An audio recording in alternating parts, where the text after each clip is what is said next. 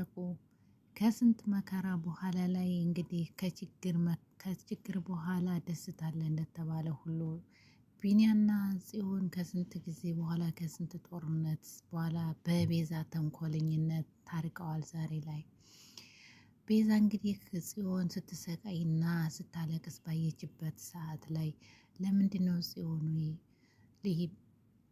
አንቺ ራሴን አጠፋለሁ ብለሽ ገመድ አዘጋጅተሽ ክላስ ግቢና ከዛ ከዳጊን መጀመሪያ እንምከርና ዳጊን እናማክረውና እንደውልለት ለቢኒያ ብላት በነበረበት ሰዓት ጽዮንም በዛ ሀሳብ ላይ ተስማምታ እንግዲህ ዛሬ ጽዮን ራሴን አጠፋለሁ ብላ ክላስ ገብታ ገመዷን ምናምን አዘጋጅታ ካዘጋጀች በኋላ ለቢኒያ ተደውሎ ከተነገረው በኋላ ቢኒያም እንደገና ሩጫውን ቀውጥ አድርጎ እየሮጠ መጥቶ ጽዮን የኔ ውሸቴን እኮ ነው ያላንቺ ህይወት አታምርልኝም እያለ በሩን ክፈች ቢላት ኧረ ወይት ብዙን ነገር የሆዱን ካስወጣችው በኋላ ላይ እንደገና በሩን ከፈተችለት። ቤዛም ከስተጀርባ ሆና ሁሉንም ነገር እያየች ነበር ፈገግ እያለች። አሰላሙ አለይኩም ወራህመቱላሂ ወበረካቱ። ውድና የተከበራችሁ ኢትዮጵያዊ እንዴት ናችሁ? እንዲሁም ለክርስቲያን ወገኖቼ ሰላም ጤና ይስጥልኝ ብያለሁ። ዛሬ ላይ እንግዲህ ሐረግ ክፍል 99 መጥቻለሁ። ላይክ እና ሰብስክራይብ አድርጉ ውዶቼ። ምናልባት ድምጤ ብዙም ላይሰማ ይችላል፣ ከጎኔ ሰዎች ስላሉ ነው ማለት ነው።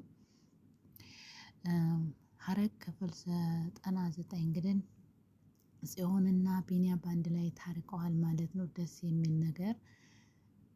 ጽዮን እንግዲህ በሷ የተነሳ ቢኒያ ከስንት መከራ ታየ በኋላ ከጎኔም እንዳትቀርቢ ካሁን በኋላ ማየት አልፈልግም ባለበት ሰዓት እንግዲህ ፍቅር ያሸንፋል። ሁለታቸው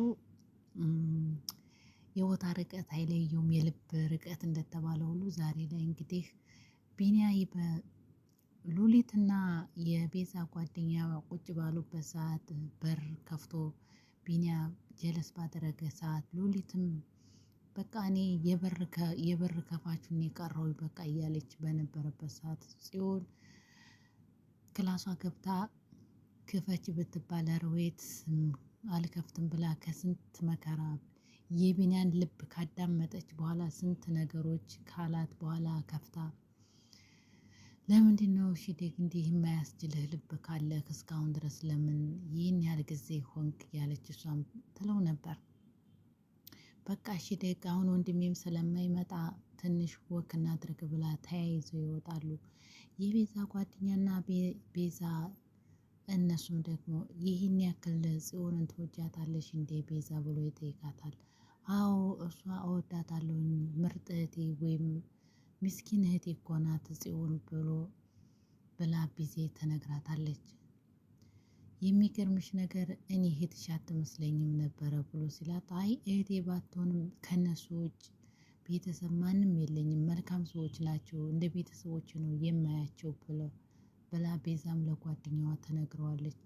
ጓደኛዋም እንደገና ደግሞ እንደዚህ ያለ ቤተሰብ ስለሰጠች ፈጣሪሽን አመስግን ይላታል። በጣም አሁን ጥሩ ቤተሰቦች እንደ ቤተሰቦች የማያቸው ነው ፈጣሪ የሰጠኝ ብላ ቤዛም ትለዋለች። ገኒና ዳጊ በቢኒያ ሩጫ ላይ እንዴት ነው የሮጠው እያሉ እየሳቁበት በነበረበት ሰዓት ዳጊም ደግሞ ዝም ብሎ እኮ ነው እናቴ የተቆጣው ይወዳታል እኮ ብሎ ይላታል።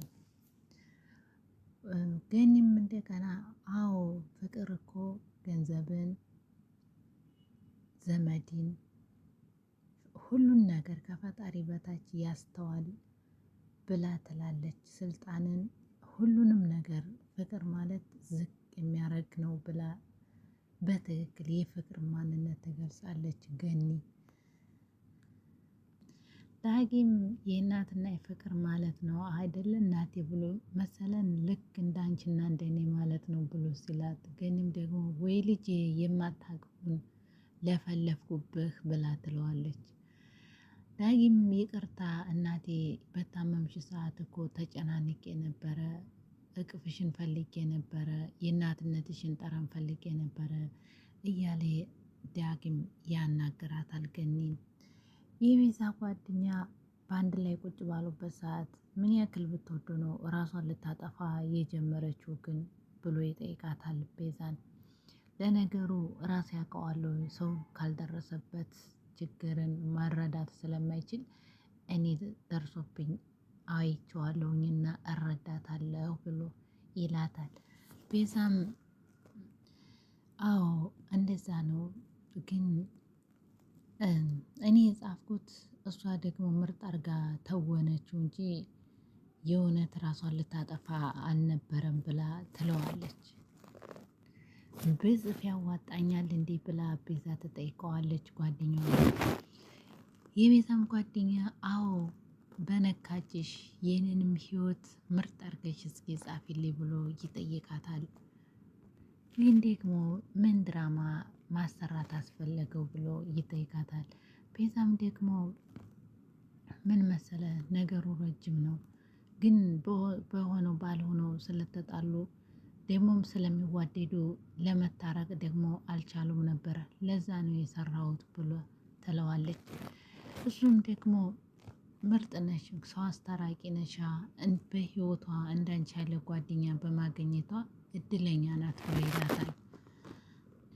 ህይወቷን በሙሉ ትጋሪላታለች ብሎ ሲላት አዎ እጋራላታለሁኝ፣ ደግሞ ሰሞኑን ወንድሟ ናቲ ቤት ስላላደለ ነፃነትም ስላላት ለዛ ነው የተወነው ብላ ትላለች ቤዛ። ቢኒና ጽዮን ደግሞ በአንድ ላይ ወክ እያደረጉ ያለ አንጥቶ አበባ ሲሰጣት እንደ አጋጣሚ ጽዮንን ልምትልበታለች። ቢኒያም እንደገና እንዴት ነው አሁን እዚህ አይችሽ እንዴት ጠፋሽብኝ እያለ ብቻውን ማውራት ይጀምራል።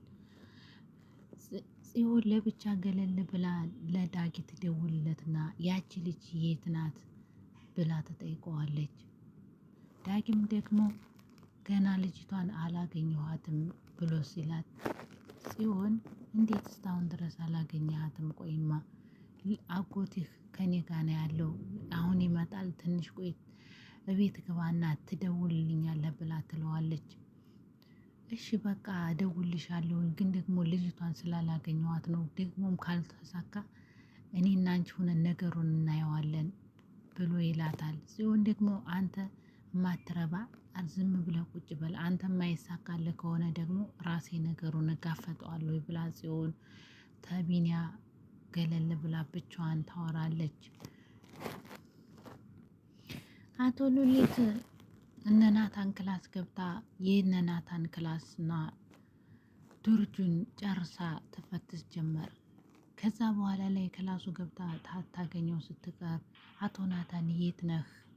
ነገር አስበህ ነው ተንኮልን አውቄብሃለሁ ወይስ ምን አስበህ ነው እንደዚህ ከዚህ ቤት የማትመጣው? እያለ ብቻዋን ማውራት ትገኛለች። ቤዛና ጓደኛዋ በአንድ ላይ እየሄዱ እያለ ትንሽ ቀለል አላለሽም ወይ ብሎ ሲጠይቃት በጣም ቀሎኛል ታውቃለህ፣ ሳላውቀው የኖረ ቤተሰቦች ነው የምትመስለኝ ብላ ቤዛ ትለዋለች።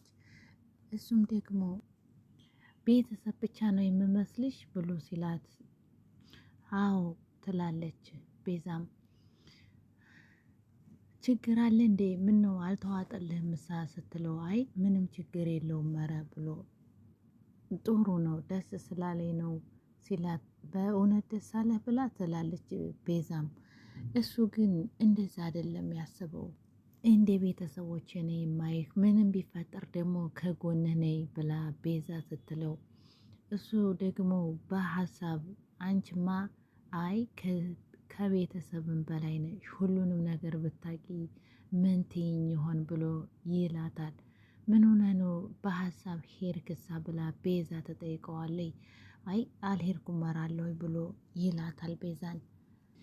ዳያራ ከናቲ ጋር ደውላ የኔ ስጦታ እንዴት ነህ ብላ ስትጠይቀው ደህና ነኝ ይላታል ናታን።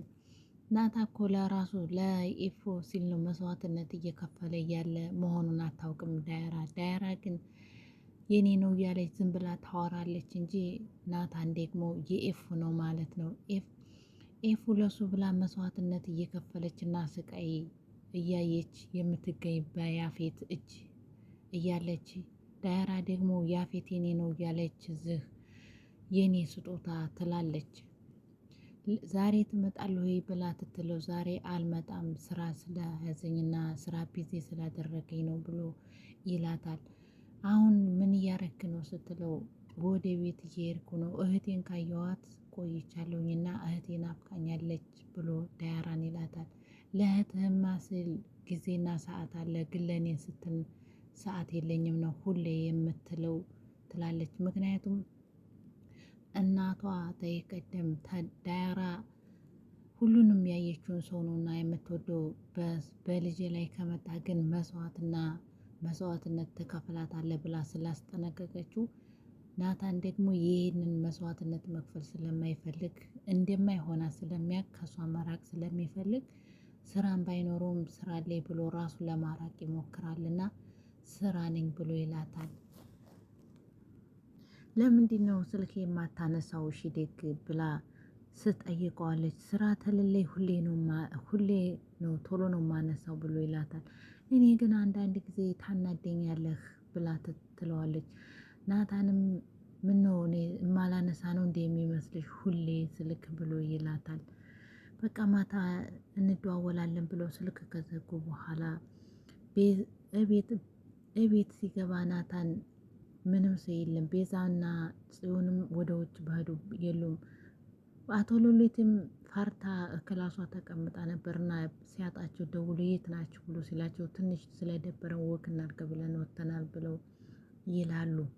ሉሊት እኮ ነበረች ስትል ሉሊት የለችም ማንም ሰው ቤት የለም ብሎ ሲል ሾከክ እያለች ሉሊት ትመጣለች። ምን ሆነሽ ነው?